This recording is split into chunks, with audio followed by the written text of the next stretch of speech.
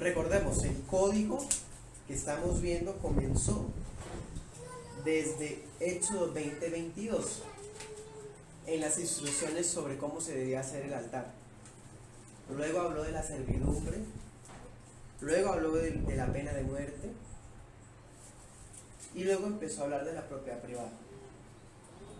La distribución de capítulos y versículos a veces es desafortunada, y esta es una muestra de eso, porque el capítulo anterior vimos un poco de la protección de los bienes, y aquí todavía está hablando de eso, pero el que distribuyó los capítulos lo dividió así un poco arbitrario. Bueno, entonces sabemos que esto que vamos a ver hace parte del tema anterior, ¿sí? De la propiedad privada para proteger. Solo que si hiciéramos una distinción, vamos a ver el primer punto así: ¿cómo se trata al ladrón? El tratamiento del ladrón. Versículos del 1 al 4. Y de ahí en adelante vamos a mirar daños contra los bienes, pero por negligencia. En el capítulo anterior vimos que cuando no había prudencia o no había el cuidado debido y mataba o moría a alguien, era homicidio, ¿cierto? Hoy vamos a ver que la negligencia puede conllevar daños a los bienes ajenos.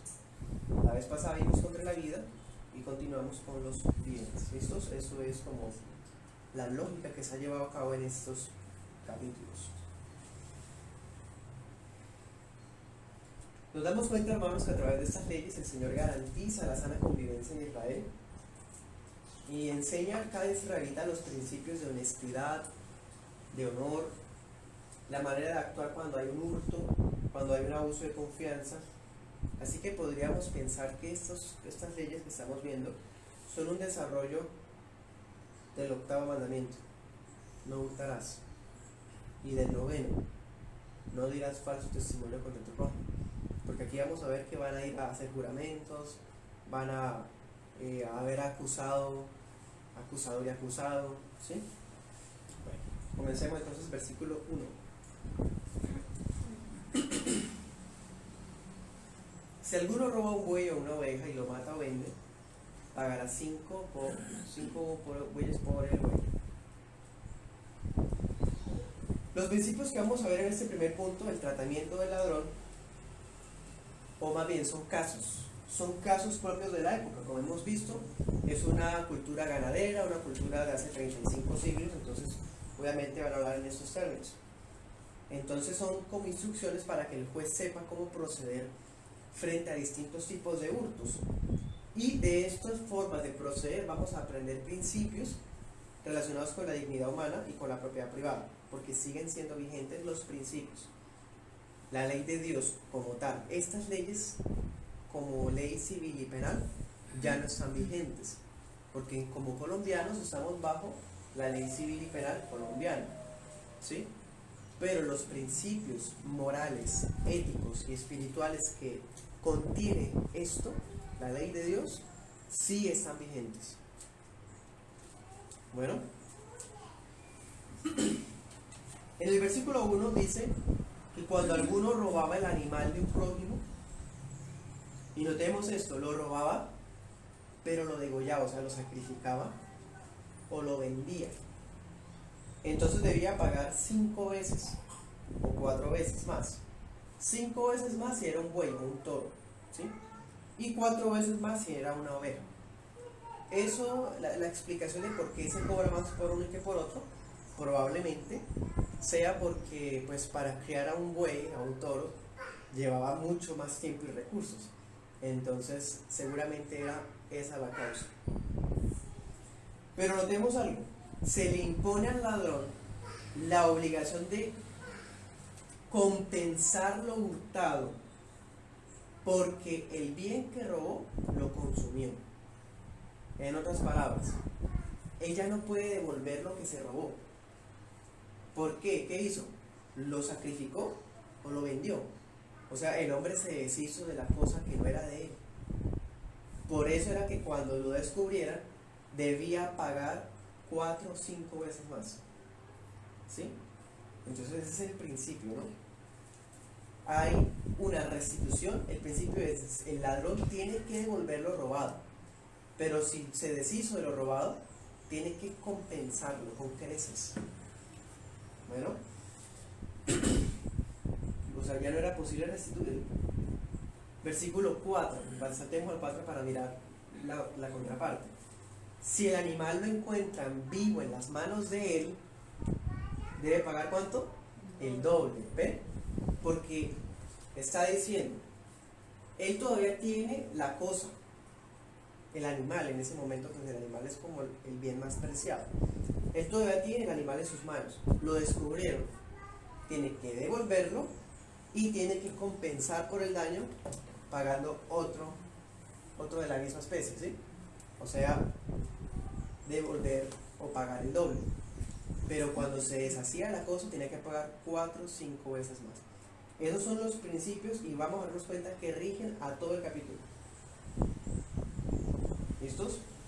¿No recuerdan un caso, hermanos, en el Nuevo Testamento? En Lucas 19 hay un hombre llamado Zaqueo que cuando se convirtió a Cristo, él dijo: Señor, si he defraudado a alguien, le devolveré 4 veces más. Ya sabemos por qué. ¿Sí? Así mismo sigue ocurriendo, hermanos. Si alguien fue ladrón, aun que ya conozca a Cristo, está bajo la obligación de restituir lo robado. Es decir, debe devolver lo hurtado y devolverlo con creces, porque esa es la ley de Dios. Versículo 2.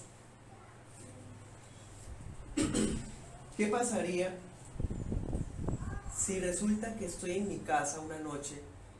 Recordemos, no hay luz eléctrica y a esa hora pensemos, ya apagamos las lámparas, que en ese entonces eran con una especie de resina o aceite. Está todo oscuro, hermanos. En ese entonces era una oscuridad tremenda, solamente la luz de las estrellas y de la luna. Pero están forzando la puerta de mi casa. Mi esposa y mis niños están dormidos y sé que están entrando para robar la casa.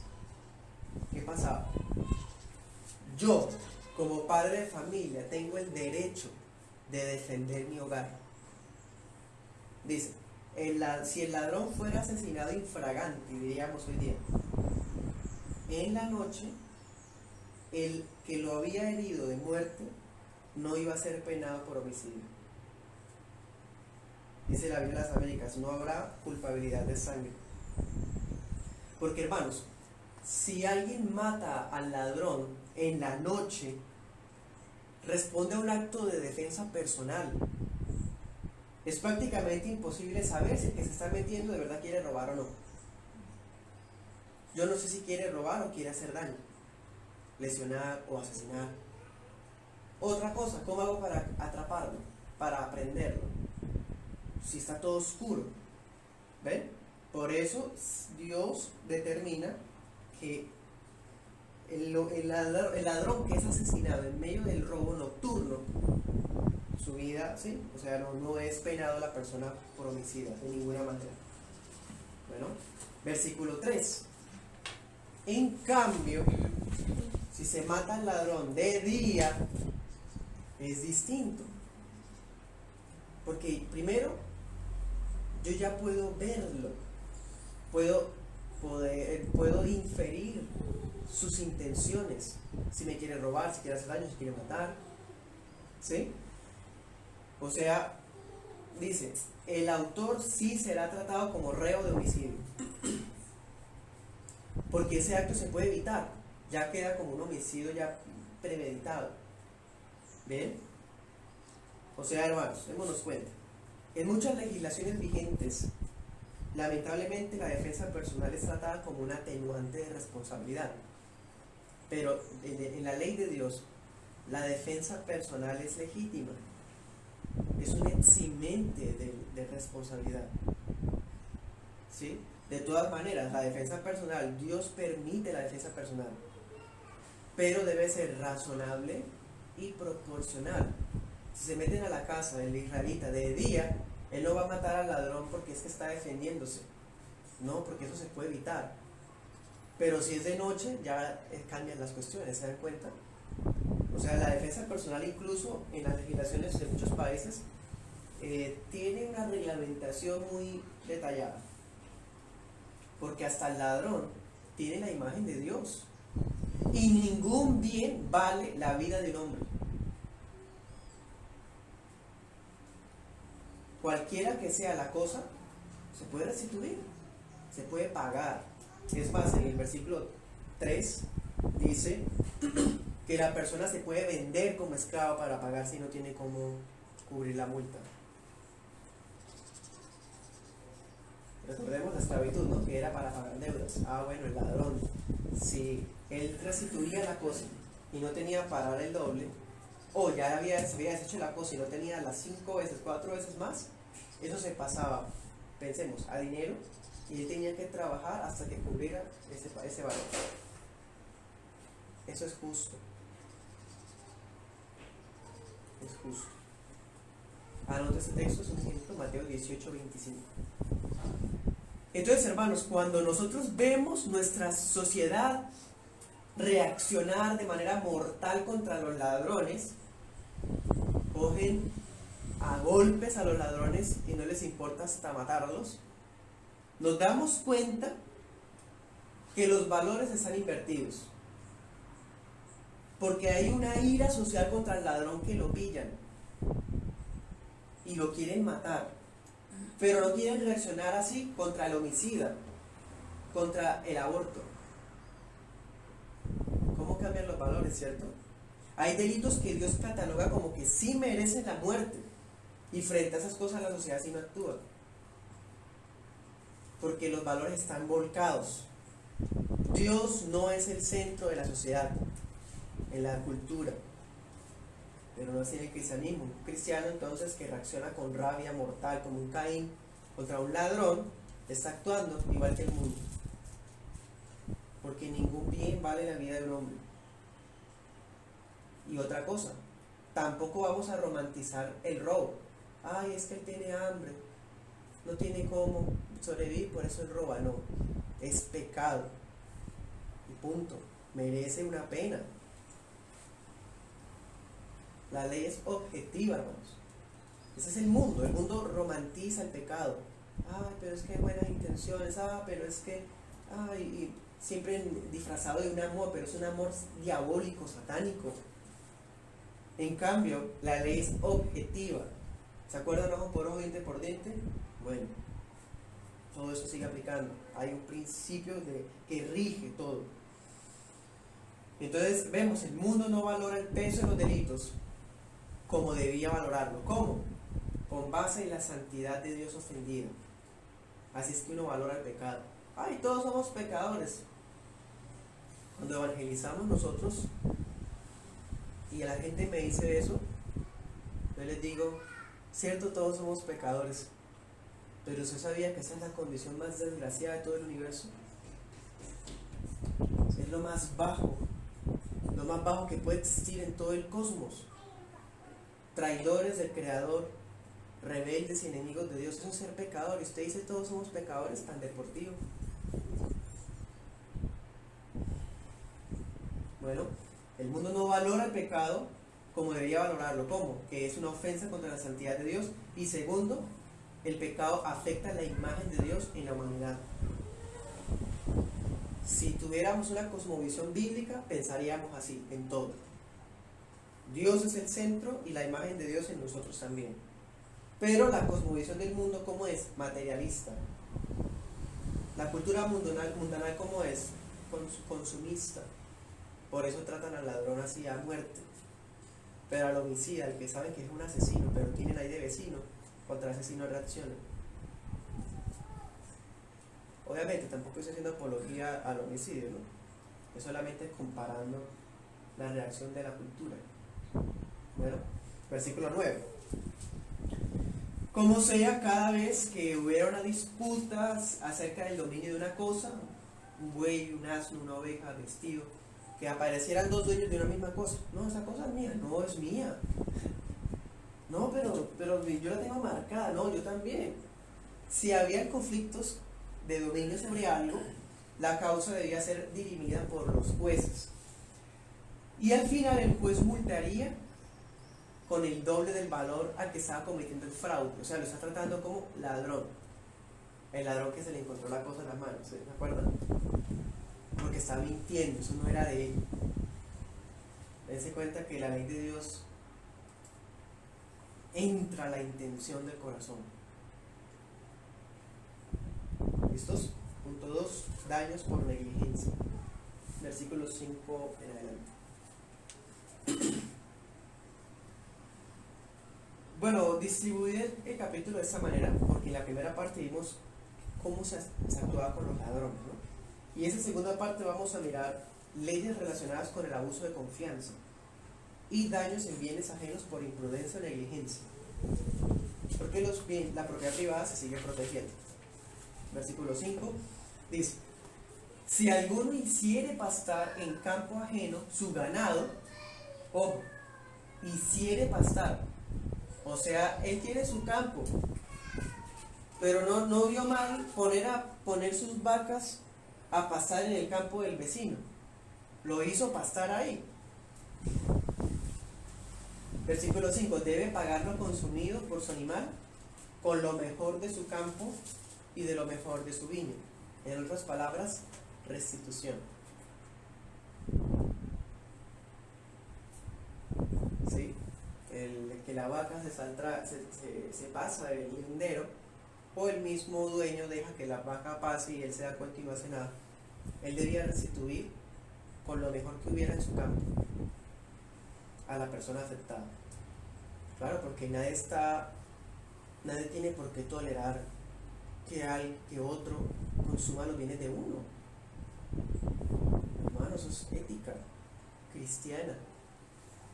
Uno no tiene por qué tolerar porque entonces hay una necesidad de otra persona que no es de nuestra casa, de repente irrumpe a nuestra propiedad sin permiso alguno y se lleva las cosas o empieza como a robar. No, hay un derecho. Bueno, otra cosa, hay una ley más adelante que dice que cuando uno la vendimia y retiraba los frutos en la cosecha, uno debía dejar un poco para que la viuda, el huérfano y el pobre pudieran coger. O sea, ellos podían, si era por necesidad, ya había maneras de actuar. Igual que hoy hay fundaciones, iglesias, organizaciones de caridad. No hay que robar. El robo es una expresión de pereza, de orgullo, porque la persona está saltándose cosas que están a su merced en toda la sociedad. Bueno, versículo 6: si el caso fuera la pérdida de una cosecha ajena por descontrol de una quema, el que había prendido el fuego debía pagar lo quemado. Otra vez, restitución. Los espinos se utilizaban como vallado, porque hoy día en ese entonces no habían alambres como los hay hoy día. Entonces, ¿qué hacían? Colocaban los espinos en los linderos. El problema de los espinos es que prenden muy fácilmente. Entonces, si en mi campo yo tengo una maleza y la estoy quemando, porque es parte de mi trabajo, y resulta que el viento hizo que la llama salpicara en el espino y le quemó el vallado al vecino. Es más, el vecino tenía amontonado la mies de él, o sea, la cosecha de él, y le cayó el fuego y se le quemó.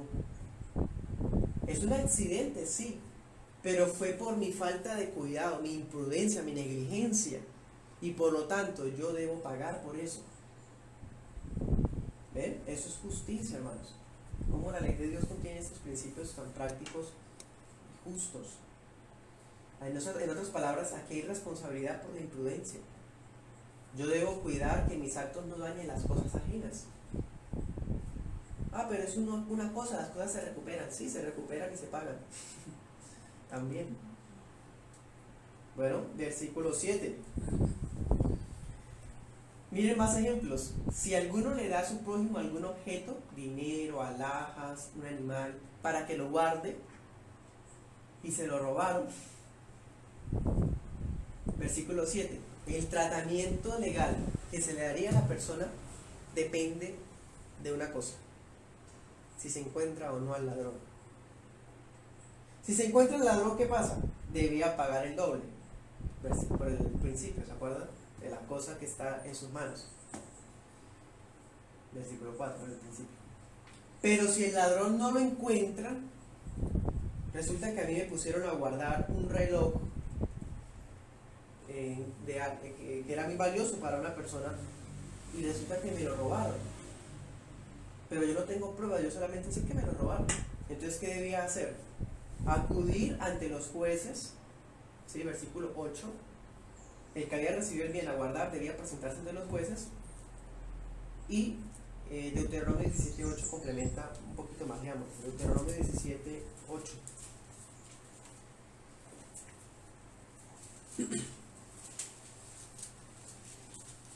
Dice: si un caso es demasiado difícil para que puedas juzgar, como entre una clase de homicidio y otra, entre una clase de pleito y otra, entre una clase de asalto y otra, siendo casos de litigio en tus puertas, te levantarás y subirás al lugar que el Señor tu Dios escoja. Vendrás al sacerdote levita o al juez que oficie en aquellos días e inquirirás de ellos. Ellos te declararán el fallo del caso. En otras palabras, ¿dónde estaban los jueces? Con los ancianos en la puerta de la ciudad. Pero si no había líderes en la ciudad, debía acudir ante los levitas, a los sacerdotes levitas, en el tabernáculo, si el caso ya era muy difícil. Entonces, ¿qué pasaba? Bueno, yo voy para allá, se me perdió el reloj, me lo robaron, y no era mío, me lo dieron a cuidar, o yo lo pedí prestado. Entonces, debo ir al santuario, ante los jueces, versículos 10 y 11. Y debía jurar con un juramento de Jehová: declaro que no he metido mi mano en los bienes de mi prójimo. Y con ese juramento bastaba para decir que yo soy inocente, y yo no debía restituir nada, porque no se me probó que yo lo robé. ¿Sí? Se me perdió, fue mi negligencia, pero yo juro, ¿sí? Yo juro que pues no fui yo. Entonces, des en cuenta. ¿Por qué ese es el tema del juramento? Porque si la persona no puede restituir lo que le robaron, o más bien él no es el que llevó a cabo el hecho, el acto, entonces ya no solamente sería culpable de hurto, ya también sería culpable de perjurio. Como perjurio es jurar en vano, por el nombre de Dios. Si no se le pudo probar el hurto y él juró que no fue y se haya sido, Dios se encargará de proteger su propio nombre y él se hará justicia. Entonces, esa era la razón. Del mismo modo, hermanos, cuando pasa algo así, incluyendo por ejemplo en la iglesia, que ocurra algún tipo de pérdida así, ¿qué se hace? Un juramento, eso sigue vigente. Bueno, porque los juramentos eran la manera en que el acusado podía librarse de la sospecha. Hebreos 6:16, anoten. Pero ocurre algo, versículo 12. Se presume que si me robaron la cosa que me la habían dado cuidar, fue porque yo fui negligente en cuidarla. Por lo tanto, el que había guardado el bien debía pagarlo, pero no el doble porque no fue ladrón, pero sí pagar el bien que pues, se le dejó a él la confianza. Versículo 12. Por otro lado, si el individuo no quiere jurar, pues ya sabemos que es él. O si el individuo confiesa, pues tendrá que pagar, versículo 12, como completamente, resarcir el daño. Versículo 13, pero ¿qué pasaba si, por ejemplo, me daban a guardar un animalito, una ovejita, y en ese entonces habían fieras? Una fiera cogía la ovejita y la despedazaba. Versículo 13 dice: ¿cuál era mi deber? Pues yo fui negligente, pero es que hay asuntos que son imposibles de impedir. Hay accidentes que ya se salen de las manos de cualquiera, por más diligente que uno sea, hay cosas que ya uno no puede evitar. Por ejemplo, eso, yo no voy a meterme para que la fiera termine atacándome a mí, ¿sí? Por ejemplo, entonces, ¿qué debía hacer? La persona cogía los restos de la ovejita como prueba de que fue despedazada por una fiera y la llevaba ante el juez. ¿Listos? Versículos 14 y 15.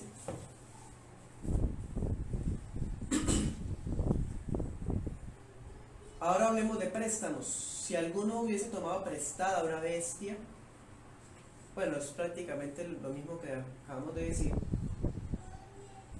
pero pues aclarar un poquito más. Fue estropeada o muerta y resulta que el dueño no está presente. Digamos, a mí me dieron a guardar el buey, ¿sí? Hablo en términos aquí de estos casos, ¿sí? Y el dueño pues estaba ahí presente, es un amigo, un vecino. Y él estaba presente cuando de repente vino la fiera y mató el animal. Versículo 15. El dueño estuvo presente. Él se dio cuenta de la situación. Si se pudo evitar, él también pudo haberlo evitado como dueño.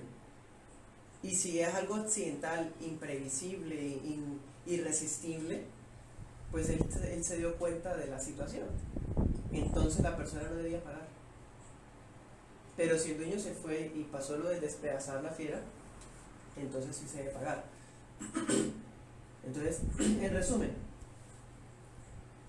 yo no soy ladrón y por lo tanto no debo pagar el doble.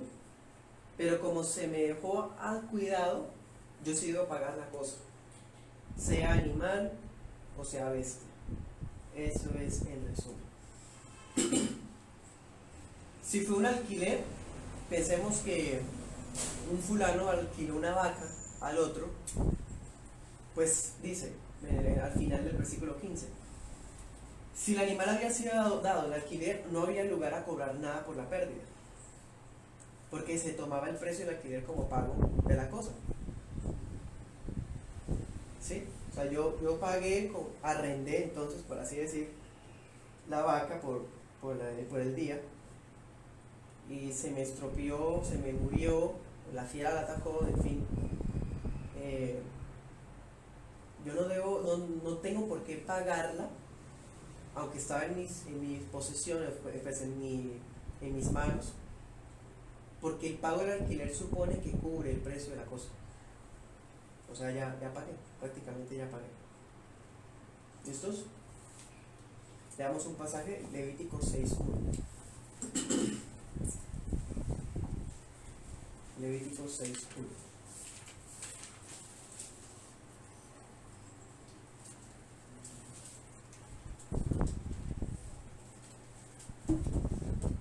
Entonces habló el Señor a Moisés diciendo: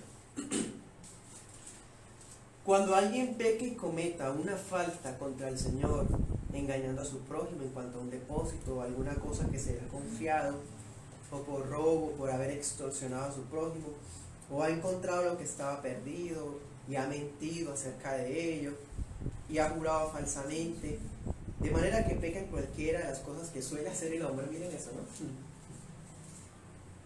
Versículo 4. Será entonces que cuando peque y sea culpable, devolverá lo que tomó al robar, o lo que obtuvo mediante extorsión, o el depósito que le fue confiado, o la pérdida que ha encontrado, o cualquier cosa acerca de la cual juró falsamente. Hará completa restitución de ello. Principio, restitución. Y le añadirá una quinta parte más. Bueno, restitución con creces. Se le dará al que le pertenece el día que presente su ofrenda por la culpa. Entonces traerá al sacerdote su ofrenda por la culpa para el Señor. Listo, hasta ahí. El que había defraudado a su prójimo en algunas de las formas que hemos visto hoy, no solo debía cumplir su obligación legal de restitución ante los jueces, sino que también debe hallar expiación ante Dios, porque lo que él hizo no solamente es un delito, también es un pecado. ¿Sí? Entonces, es delito, tiene que responder ante la ley de la sociedad. pero como es pecado, tienen que ir al tabernáculo a hacer un sacrificio especial para que Dios perdone su pecado. ¿Bien? Eso significa que había responsabilidad civil y espiritual, igual que hoy día. No porque alguien que era un delincuente en cualquiera de los delitos que haya en Colombia se volvió cristiano, entonces ya, o sea, ya no es delincuente. Pues delante de Dios, Cristo pagó por nuestros pecados, sí, pero hay una responsabilidad de la ley que no se ha cumplido. Debe haber un cumplimiento tanto en la ley de los hombres como en la ley de Dios. Bueno, entonces notemos algo, anotes otro texto, Números 5, 5 al 8. Desde la ley de Moisés se exige la confesión y la compensación como formas de arrepentimiento. El que se ha arrepentido no solamente confiesa su pecado, sino que busca la manera de resarcir lo que hizo. Eso es compensación. Ese es el verdadero arrepentimiento. Ahora, antes había la necesidad de remitir el pecado con el derramamiento de sangre de un inocente sustituto, un animal. Nosotros en Cristo tenemos eso. Cristo pagó por nuestros pecados. Entonces debemos cumplir el tema civil. Y en cuanto a lo espiritual, si ya estamos en arrepentimiento y fe genuinos, Cristo nos perdona con su sangre preciosa. ¿Listos? Hagamos algunas aplicaciones finales. Leamos Efesios 4:28.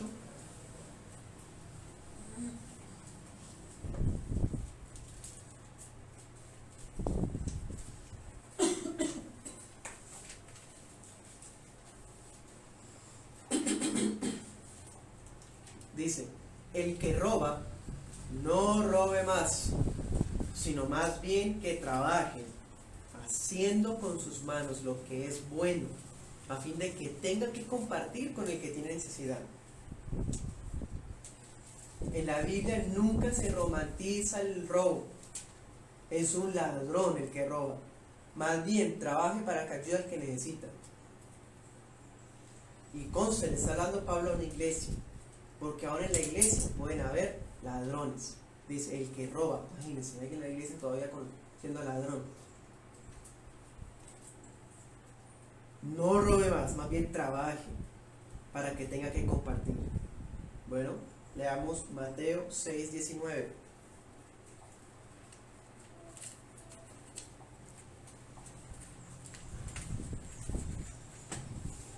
No se acumulen tesoros en la tierra, donde la polilla y la herrumbre destruyen, o sea, el óxido,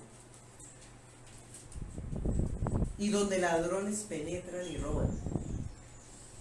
Sino, Mateo 6:20, sino acumúlense tesoros en el cielo, donde ni la polilla ni la herrumbre destruyen, y donde ladrones no penetran ni roban. Porque donde esté tu tesoro, allí estará también tu corazón.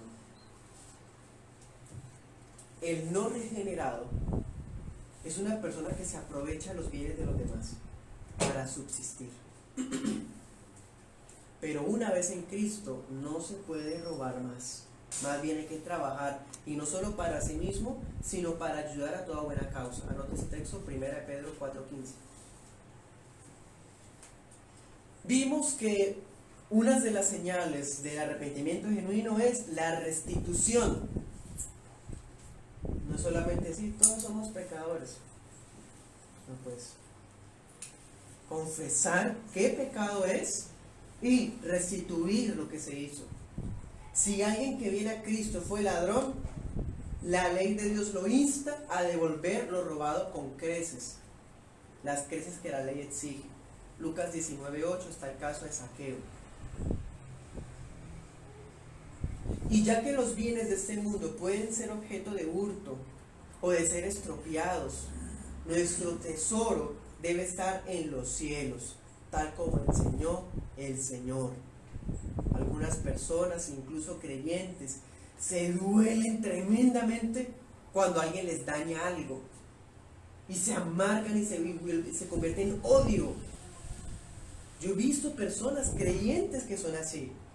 Terminan hablando terrible de la persona que de pronto le prestó algo y por negligencia se lo dañaron, sí. Y termina amargado de corazón, odiando y hablando cosas horribles. El que hizo el daño, pues tiene que pagar lo que hizo, ¿cierto? Pero la persona está mostrando que es hasta peor porque siendo homicida de corazón. Nuestro tesoro debe estar en los cielos, no en las cosas materiales. ¿Cuántas veces nos van a defraudar? Muchas. Y cuando nos defrauden, ¿qué vamos a hacer? Ponemos la otra mejilla. Dice Corintios, ustedes no están para aguantar o ¿por qué no más bien toleran que sean ser defraudados?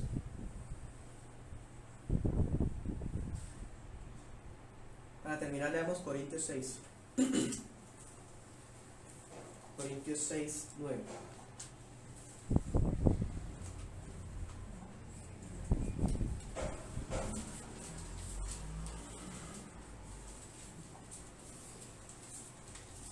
Y queda la advertencia de todas formas. Dice, ¿no saben que los injustos no heredarán el reino de Dios?